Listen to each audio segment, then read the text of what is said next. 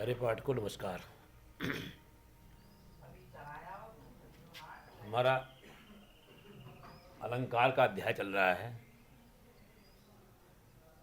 और इस अलंकार में हम कई अलंकार पढ़ा भी चुके हैं।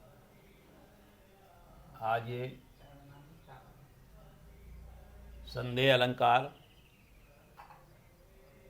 और व्यतिरेक अलंकार, इनके बारे में मैं आपको बताता हूँ। संदेह अलंकार, जैसा कि इसका नाम है, संदेहास्पद, इसमें शक की गुंजाइश जहाँ पर है, तो जहाँ पर उपमेय के लिए दिए गए उपमानों में संदेह बना रहे तथा ये निश्चित ना हो सके कि वास्तविक स्थिति क्या है, यानी पंक्ति में ऐसा कुछ जिससे कि संदेह हो रहा हो, वास्तविकता का पता न चल रहा हो, वहाँ पर संदेह अलंकार होता है। जैसा कि इसका उदाहरण है, ये उदाहरण जो दिया हुआ है, ये जो पंक्तियाँ हैं, ये पंक्तियाँ उस समय की हैं जब द्रौपदी का चीरहरण होता है। उस समय का विवरण करते हुए ये कवि ने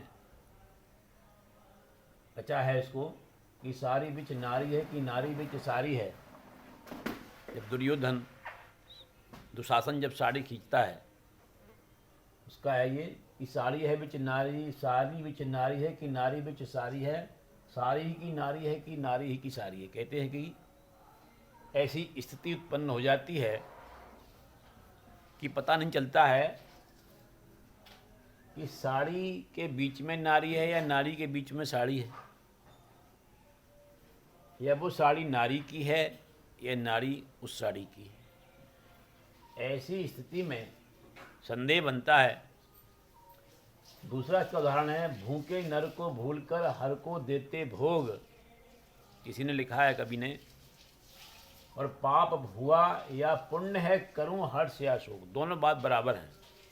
यदि कोई भूखा व्यक्ति है, उसको भोजन न दिया जाए, वो भी पाप मान सकते हैं। और अगर हरि को भोग नहीं, यदि भगवान को भोग नहीं लगाया, उसको भी गलत माना जा सकता है। तो यहाँ पर जो कवि है वो संदेह में पड़ जाता है कि मैं भूखे को भोजन कराऊं या भगवान का भोग लगाऊं। इसके बाद में अगला है व्यतिरेक अलंकार। व्यतिरेक में क्या है कि जहां उपमान में कोई दोष दिखाकर दीनहीन व्यक्ति पराजित अथवा लज्जित बताकर उपमेय को श्रेष्ठ बताया जाए, वहाँ व्यतिरेक अलंकार होता है। मतलब कहने का ये है कि चिन्ह के अनुसार आप देख सकते हैं कि उपमेय को बड़ा माना है यहाँ पर और उपमान को छोटा। यानी अब तक हम जो पढ़ते आए थे, वहाँ पर उपमान से उपमेय को उपमा देते थे सुंदरता की या और किसी बात की। यहाँ पर क्या है कि यहाँ उपमेय को महान कर दिया गया है उपमान से। जैसे कि इस उदाहरण में है, का सरवर तोय देऊं मयंक से, चांद कलंक की बै निष्कलंक। वो कहता है कि मैं तेरी चांद से बराबरी, चंद्रमा से बराबरी क्या करूं, क्योंकि चांद कलंक की, वह भी कलंक है, वह निष्कलंक नहीं। कलंक मतलब उसमें भी दाग है।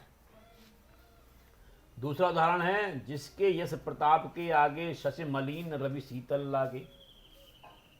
यहाँ कवि ने लिखा है कि जिसका प्रताप इतना है कि उसके आगे शशि यानी चंद्रमा मलिन, ये धुंधला दिखाई देता है, और रवि शीतल यानी सूर्य जो है वो ठंडा दिखाई पड़ता है।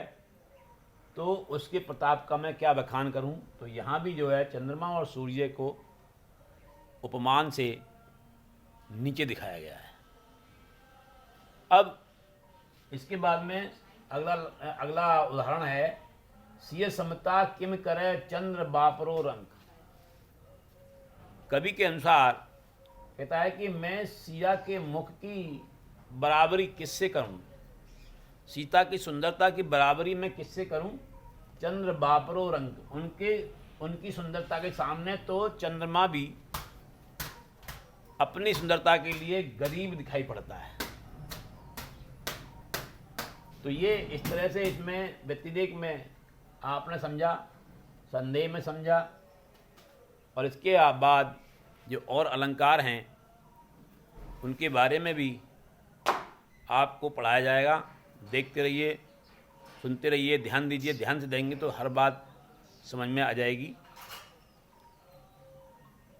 और इसी के साथ मैं इस क्लास को यहाँ रोकता हूँ। अगली वीडियो की प्रतीक्षा कीजिए।